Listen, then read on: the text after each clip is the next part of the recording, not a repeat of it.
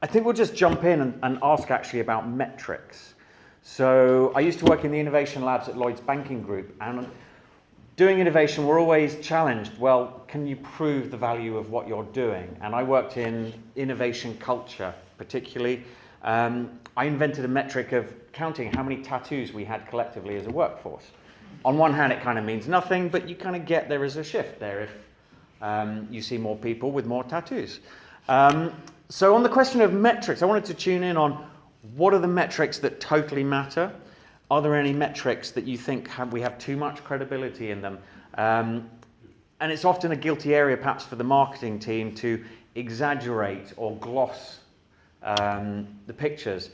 Is there a problem around that? So let's just go straight in and say, what are the metrics that matter for your respective companies? And maybe another thing we could just check in on is the scale of your companies. I know we're talking from 0 to 1 million. I think it's quite nice to have the context. Of course, you'll all get to 1 million if you're not there yet, but just nice to know where you're coming from in terms of scale.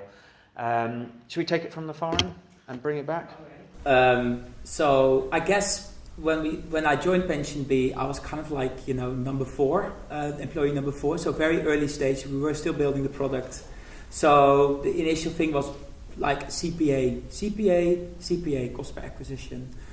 Simply because we had seed funding, we were quickly had to test channels. So you're quickly testing demands on which of the channels. So that is definitely was for us a really important one. I guess when it comes to like product readiness, how hot is your product? The conversion rate from people, we call it from UV to CL, and that is unique visitor to complete lead, as in like somebody who actually go through the whole journey. That was really low when we started PensionBee. I almost, it's one of those low points where you almost give up. Like, do they actually want this product? I guess it was like 3% or something. It was like for somebody actually creating an account to commit customers. That's now hovering around 25 to 30%, depending on how sticky, the time of the month. So making the product better, or I say hotter, improves that conversion rate. So let's say when you at startup at the beginning, that's were the 2 ones we were looking at. Cost per acquisition and conversion rate. Yeah. Cool. James, any thoughts on hot metrics, which matter and which don't? Yeah, I think things like that are good. I think looking at the sort of health metrics, something like LTV to CAC ratio, so the lifetime value to the cost of acquisition of the customer. I think looking at those are really interesting health metrics. I think churn is probably the biggest indicator of how successful your product is. That should be a really key focus for any startup. Cool. And do you want to just define churn, make sure everyone's got that nailed down? So yeah, essentially people, the customer churn, the amount of people leaving your product.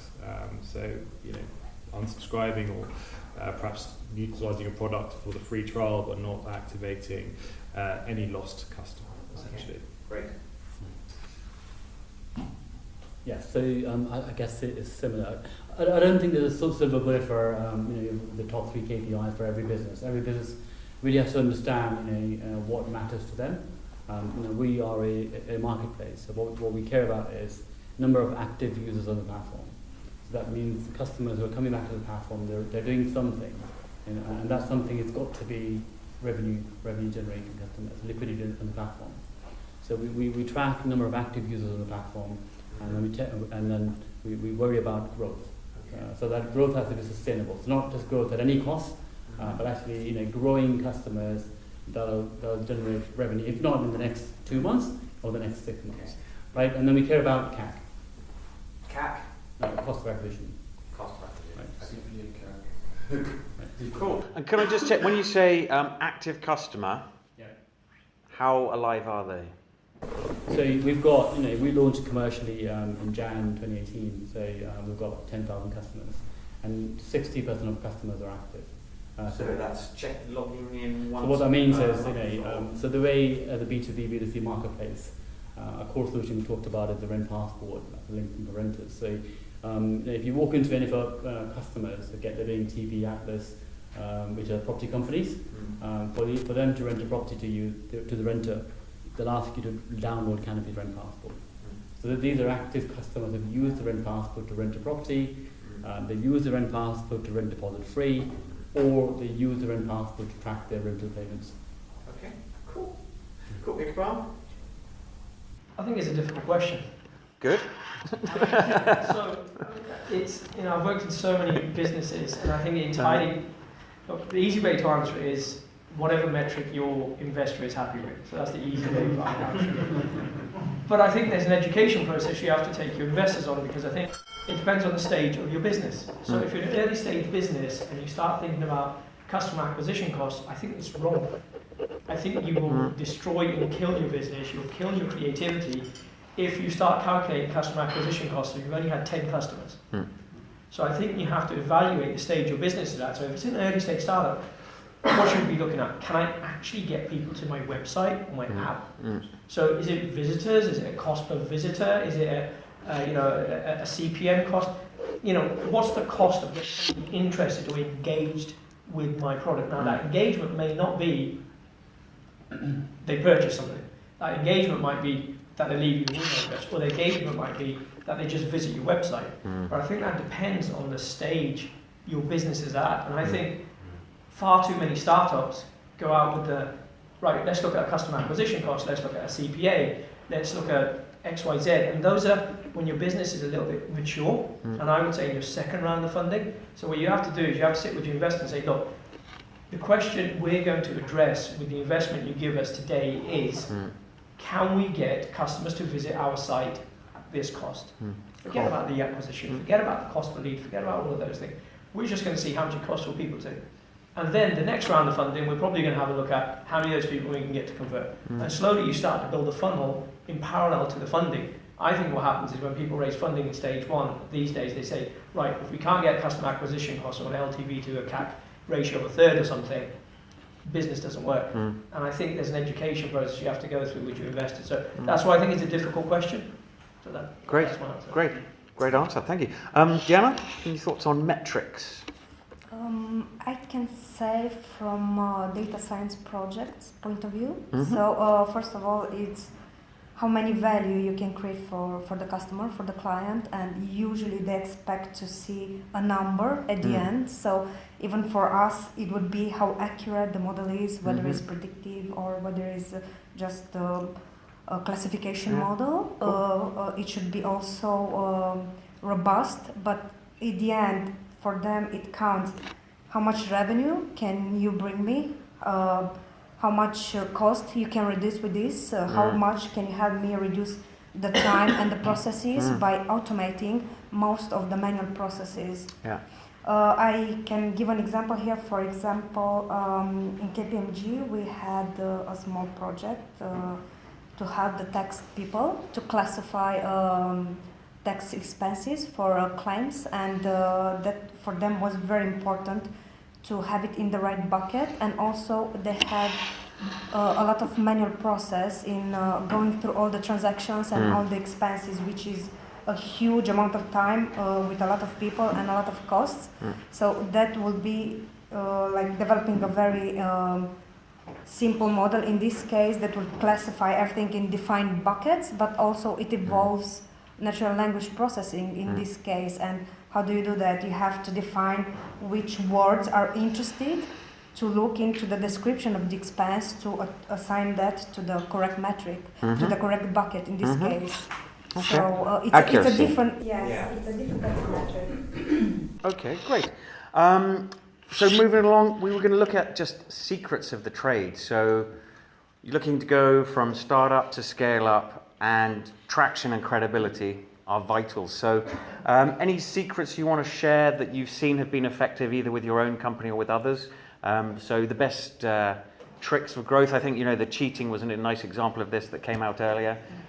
Copying people with similar options, similar positions. Also, it is quite hot in here. So I don't know if anyone is here from the property who might be able to help us cool it down, but if there is, that'd be really good. Or even anyone by a window. You got a brick. Well, see how it goes. So yeah, at this point, we'd love to check in with any examples of secrets that you've seen best approaches to achieving growth. Anyway, Sure. So in May 2018, we had 3,000 customers on the platform. So we had 3,000 customers on the platform in May, earlier in the year, and at that time we launched our open banking-based rent tracking solution. And the reason we went once we launched that new feature on the platform, we went from 3,000 customers to now 10,000 within 6 to 8 weeks, is because we were solving a real problem. So you might have seen it on the underground, download rent passport, track your payments. And the reason that's relevant is because the secret to growth is, we talk about AI, machine learning and blockchain, and everyone gets super excited. The secret to growth has got to be, you've got to be solving a real problem for the end customer.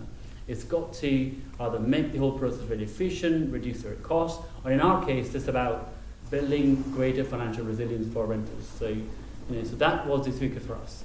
And within a very short time frame, we're tracking about £10 million annualized in rental payments. Okay. Great. Just two more points on top of that. So it also helps to have credibility.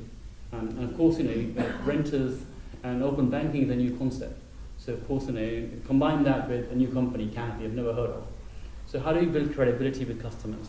And the way we've done that is, we've got partners like Experian, Direct Line Group, brands like John Lewis, Price Waterhouse. So being able to associate yourself with brands who are established, renters can trust with, that also helps with the growth story. Okay. So credibility by association. Association, that's right. Yeah. Right.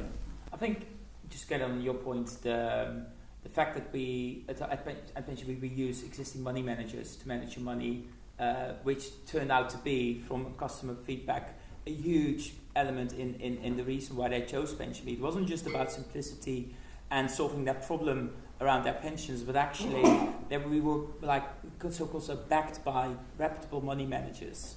I think so. It's almost like, especially in the beginning, we were borrowing almost like the brands of our money managers in getting PensionBee to market. The other thing I want to say, and again, it really depends where you are in the process of building a product. And I agree, being completely focused on CPA when you start is probably not the right thing. I guess in our case, when we were doing it from external pressure, as in like your investors, they were very CPA focused. CPA was quite high when we started, and I've just talked about it. The product wasn't hot enough, but we made it quite a radical change to the product because we found out that we were actually not solving a problem we thought we were solving. It was another problem we had to solve for our customers. And actually making that change quite early on in the process, where you still can, when you are building your product, building your business, building your brand, is really important. So I guess that was one of the things. So to give you an example, when you joined PensionBee, we were do all the legwork for you. We were finding all your pension. We give you a detailed report in terms of this is the fee of your old pension, and that's the one you're going into, and that's the money you're going to save. Hooray! And that conversion rate wasn't that good until we just basically found out that people just want to get on top of this mess and get it sorted. So we would just instead of giving them that report, we changed the product and people could just sign up and get started. And that dramatically increased the conversion rate. So really trying to understand what the problem was while you're still very small is probably the best thing you can do, because doing it now would be a lot more difficult than doing it like 2 years ago when we changed around. Mm-hmm. Okay. Any more tips on growth? Yeah, I think just adding on to the credibility point, this concept around trust, particularly in fintech, keeps coming up again and again. You'll meet enough creative agencies or brand agencies. Hey, what should your brand values be? Trust. Well, as you can see, I'm quite cynical about that. So the interesting thing about trust in fintech is that we have to understand there's two types of trust. There's a hard trust and a soft trust. And I think the fintechs haven't quite understood the soft trust side of things. So a bank has hard trust, it has history and it has physical buildings. You will never be able to compete with that, accept it, move on.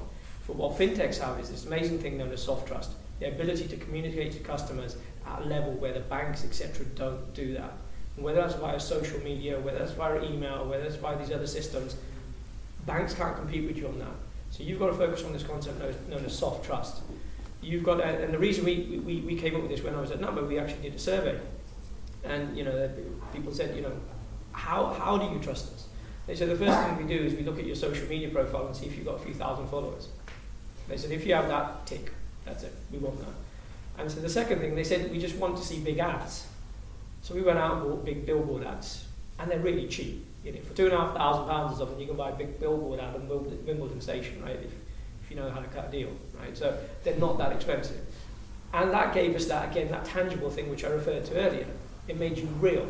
It made you not that two-man person in an office. It made you real. And because people think those ads are really expensive, when you buy those ads, they think you're a real company. So you have to think of this soft trust element you're bringing out, this social media communication. And again, trust changes as you get customers. So when you're not a customer, they're happy to have communication with you on social media. When they are a customer, they won't one-to-one on email. So you have to change that trust element as your customers progress with the funnel. The second thing I think is the secret to growth is the CEO. I have a philosophy: if the CEO is sitting in the office, you're not going to grow. If I ever go and work for a company, the first thing I ask is, who's the CEO meeting? What network events has he been to? What panels has he been on? What is he doing in the evenings? And what books is he reading? Right. So for me, the growth thing is the CEO actually going out there and talking to customers, meeting people, meeting companies, etc., etc. All they're doing is the operational stuff in the office. You're not going to grow unless they find an evangelist to go out and do that. So I think that's the second thing is. And the third thing is more of a learning. If I've learned one thing from the internet, is there is a customer for every ridiculous product out there. There is a customer for every piece of junk out there. You just need to work out where that customer is as fast as possible before your money dries up. And that's all you've got to work out. But there's a customer for everything that everybody is selling. So that's the only thing I remember. Nice. And also wanted to ask about any particular people you look up to, or businesses, or books, so sources of inspiration. Anything you want to name drop that you found useful yourselves? Currently reading Ray Dalio's Principles. Was that Ray Dalio? Yep. Principles? Yeah. Am I the last person here to read it? Started. Cool. Any others that you would recommend? It's a great book by a guy called Cliff Lerner, who is called Explosive Growth. Okay, Cliff Lerner, Explosive Growth. He started a dating app over in the US that got to incredible numbers before everyone else started piling in. Okay, nice. If any more come to mind while we're chatting, that's really useful. When I'm sitting in the audience, that's the stuff I'm crying out for. Really want that. Hold on a moment. You're about to fall off your chair with eagerness. Cool. So next up, we're wondering also whether pace can go too fast. So interested in what are the challenges behind the scenes. So you're pushing this rock, and then the rock starts to get some momentum, and then it's like, oh shit, it's all happening now. What's the stuff that can come unstuck behind the scenes at the back end while you're keeping up a polite face of everything being fine? What do you think the biggest dangers are of keeping it together behind the scene? Customer feedback. Right. Quality? It's quality of service that you're trying to offer. And as a startup, again, it comes back to the trust thing. If your quality of service fails. So we're not a startup anymore. But last year we scaled very aggressively, and we did more customers in a day than we did in the entire 2016. And that was the industry as a whole. So there's no way anybody can scale vertically like that. So it's not only that you may have issues with customers, you may complain to the regulators, etc., etc. There's a whole, but it's not a bad thing.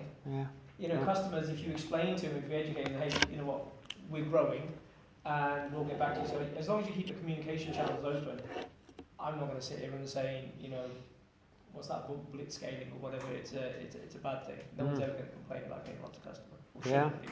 Yeah. Any other comments on things going too well?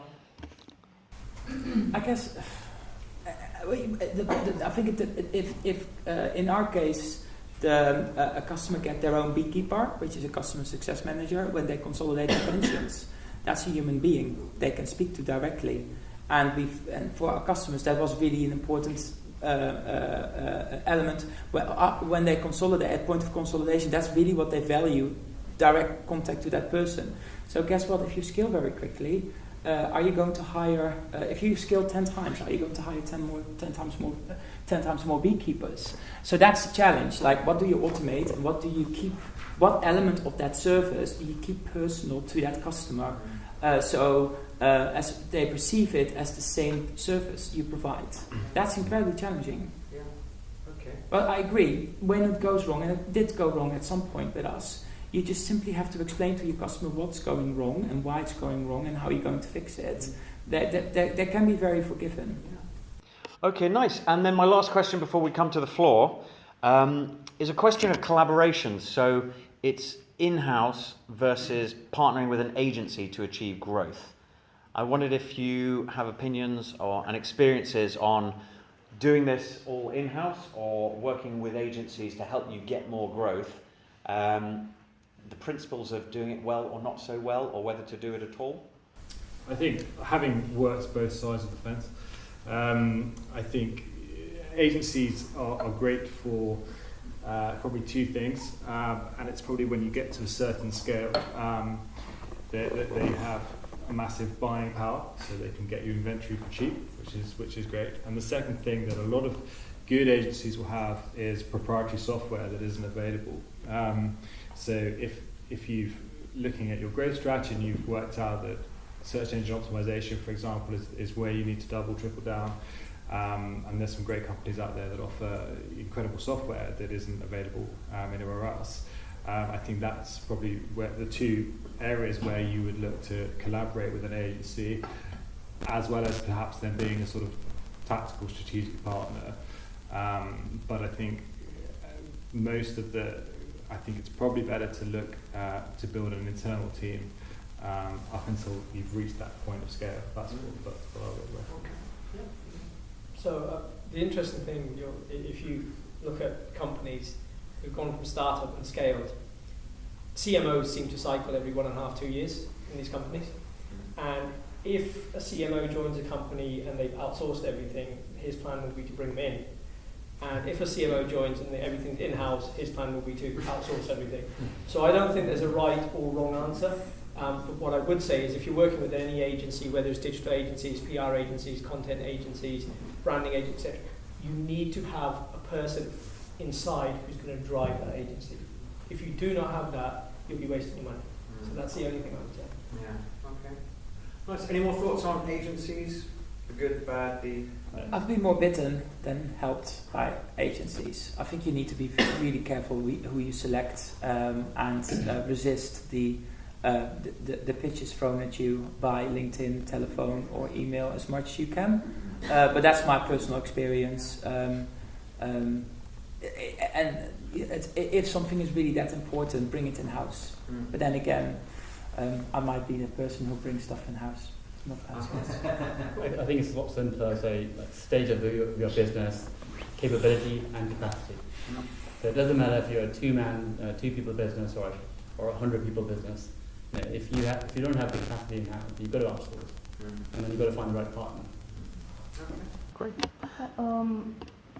The tendency is to build teams. Speak up a little bit more. The tendency is to build teams within the company that tackle the data science problems, because nowadays it's quite trendy and everybody's hiring. So we tend to build the models ourselves. We have the platform and the technology. We have Hadoop clusters and people with skills to develop the models. But sometimes the clients and the customers want to build on different platforms or on-prem, so we have to take our skills there and use their technology.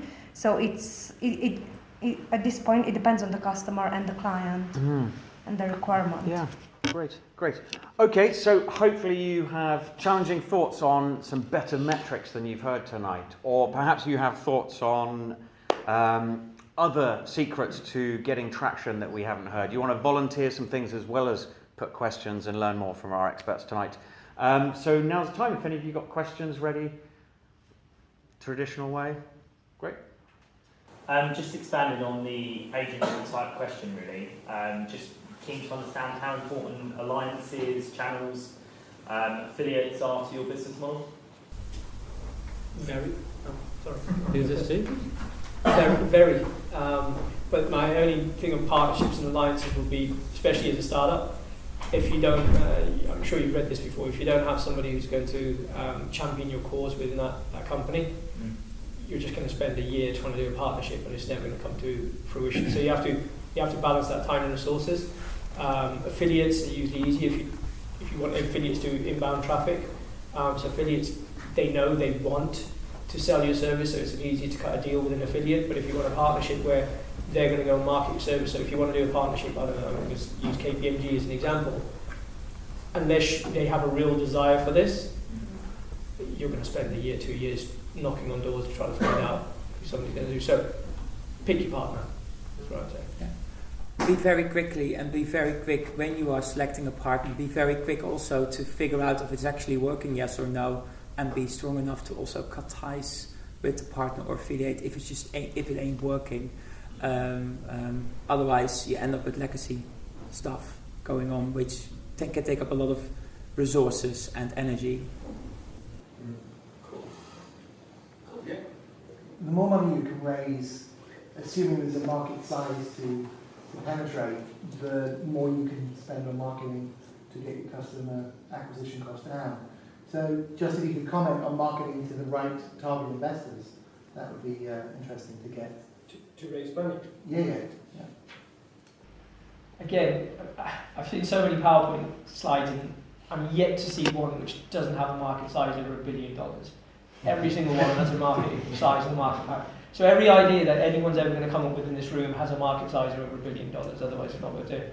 In terms of marketing to the right investors, I don't know how to market to the right investors, but what I would say, and again I'm not going to use the word cheap, I'm going to use CAP technology, which is cut and paste technology, which is a posher way of saying cheating.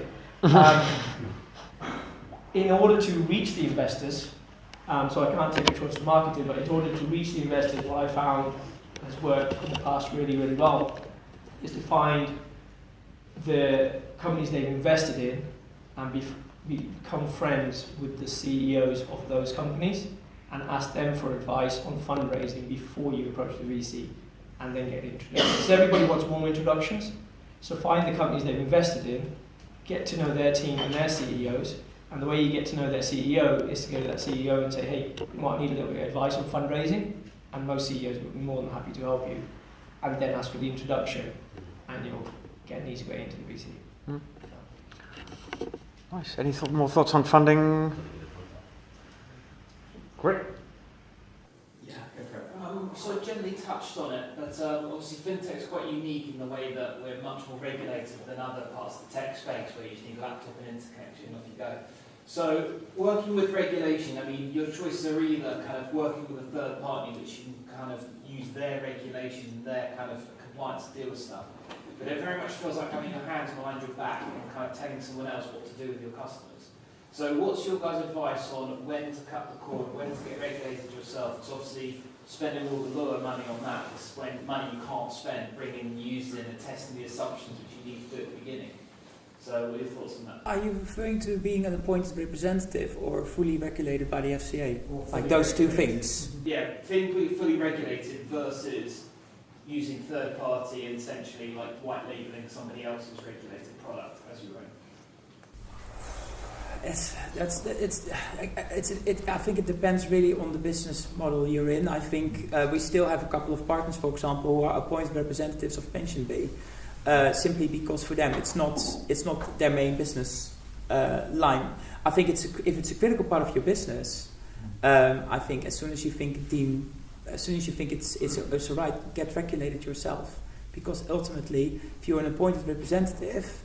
Like for example, if you will be an appointed representative of PensionBee and we think you're not being a very good representative, we could cut ties and then you haven't sorted out your own stuff. I think it's put it that way. So I guess if it's a real issue, if it's a real important thing for you, get regulated yourself. I know it's painful. I know it takes a long time. It took us almost a year to get regulated, but it is worth it then. So just to add to that, I would say early on your customers aren't going to care. The early adopters couldn't really care less if you're FCA regulated. By the way, is this recorded? I love the FCA. Just want to say I really like the regulated. So what I would say is the early adopters aren't really going to care. Right? So you're trying to prove that you can acquire customers and they like your product. But as you move forward to complete your product, you need the regulation. So when you make that decision and you sit down with the investor and say, look, in order to complete our product, we need to have these operational processes in place. Right? We hire the developers and they can build the product. We figured out the customer acquisition a little bit, but now we need to have these operational processes. I need to hire a HR person to do my recruitment for me, and I need a PA to book my flights because I'm really busy. Now's the time to actually say, well, we need to get regulated and stand on our own 2 feet, because the next batch of customers, we've already crossing the chasm, etc. The next batch of customers are going to care about your regulation. I work in a regulated business and sell unregulated products, cryptos, but we also sell equities.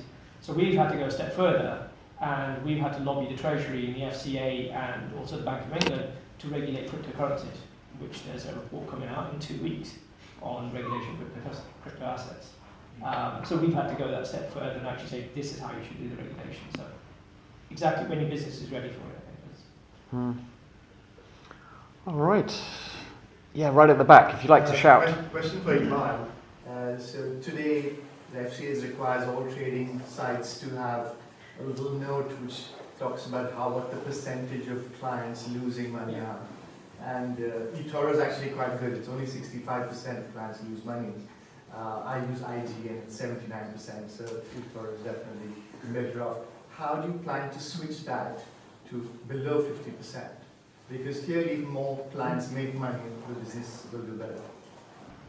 Okay, that's a very focused question. So just to kind of... I think it was anything to do.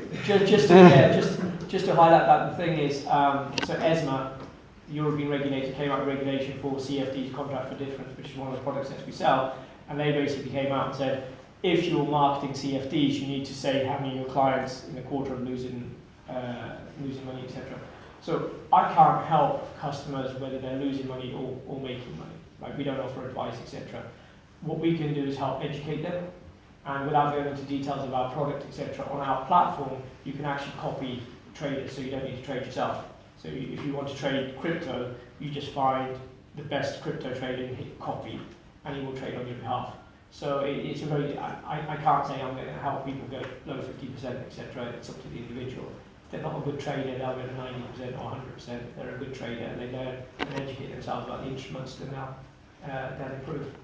Personally, I think CFDs in a few years won't exist anyhow, but that's my personal opinion. Cool. Got time for probably one, possibly two, depending on how long they are. A bit about how long is a piece of string question. Just curious how in your funded businesses you think about CPAs at different stages of your growth and trying to decide what's healthy versus how big your investors' checkbooks are, I guess. So I'm not sure how to answer that question. So you look at everybody looks at the fully loaded CPA, throw in all the marketing costs and say this is our fully loaded CPA, compare it to industry averages, and that's your kind of benchmark, your broad idea. So Fintech, you can start off with say $300 or £300 as a CPA, depending on what industry you're in. Some people say there's a $30, but they're going from, they're not direct marketing, they're going out and speaking to people individually. If you're going out and marketing, you can pretty much calculate a CPA from your PPC clicks, because it's not difficult. CPA during ISA season will spike. So for ISA keyword, 2 years ago, you would have £2,000 a click, not a CPA, right? But then you compete with incumbents. So if your business is competing with an incumbent, their marketing models are different. So someone, I'm not going to name the incumbent, but let's say a traditional bank, their marketing, the way they will do marketing is saying, look, this is how much money you have to spend. We're not really that focused on the CPA. We just want to see a revenue increase. So whereas your VCs will tell you, no, we want CPA per client. They will care. They will go up to $600. They'll go up to $1,000, and you're saying, no, we're going to keep ours at $300, or we're going to keep ours at $200. So you have to say, if I'm going up against incumbents, I need a little bit of leeway. Then you have to split your CPA modeling down into, right, I'm going to do some brand, or brand response. Well, I'm going to do response campaigns. So my PPC digital is just going to be pure response, but I want to do some outdoor campaign, or I want to do some newspaper, that's brand. So then you can split your CPA, because your brand CPA is going to be far higher. So you can get away with that and explain it to investors and say, well, I said get away, I'd say. You can explain it to investors and say, well, this is my brand CPA. Then you may go a layer lower and you might say, right, per channel or per product, So for eToro, we have multiple products, so CFDs being one, crypto being another one. Each one will have a different lifetime value. So crypto is buy and hold, whereas trading obviously isn't, so it's more flow and the other one's more stock. So you calculate CPA per product type. So you have the overall one and say this is my fully loaded CPA, but here's where the kind of differences happen. And in terms of modelling it, you look at your competitors, modelling on PPC, and in terms of lifetime value, it's very difficult for a startup because you have no lifetime value. You haven't been operating. And again, I struggle when startups are saying, well, we've estimated this as a lifetime value. Like, what difference does it make? We need to figure out if you can get customers right now and then work out the lifetime value after 12 months or 18 months. You can look at competitors, people in similar industries. But remember, if you compare yourself to a company which has been here for 20 years, let's say you're doing a digital bank, and you compare yourself to, HSBC, they've spent 20, 40 years building a brand. Your CPA and your lifetime value will never, ever compare to them. It's a pointless comparison. So pick the right comparators when you actually do it. So I'm not sure if that answers your question or confuses you more. Interesting. I guess in terms of in our business, it also depends in terms of how much wealth we attract per customer. So somebody who has like big pension pots will bring more assets to PensionBee. Hence, we will be earning more money much quicker on that particular customer. So figuring out how that works for even in marketing channels might greatly differ. Like our PPC CPA is much higher, but then actually those customers were looking for the solution, so they will consolidate with more money. So actually having one CPA target that you can communicate, a blended CPA then, but between those channels there can be quite a big difference, and you should be really confident if you have the data to back it up that actually is the right approach. Cool. Okay, so that's us wrapping up. Thank you to many people. I won't take too long over it, but massive thank you to BakerBots for hosting us here in this beautiful place. Thank you also to We Are Fintech. It's been a great pleasure to be hosting these over a few years. But most of all, thank you for our speakers tonight, and thank you for all of you to turn up. Great questions, great contributions from all sides. So everyone, round of applause, and please help yourself to the drinks.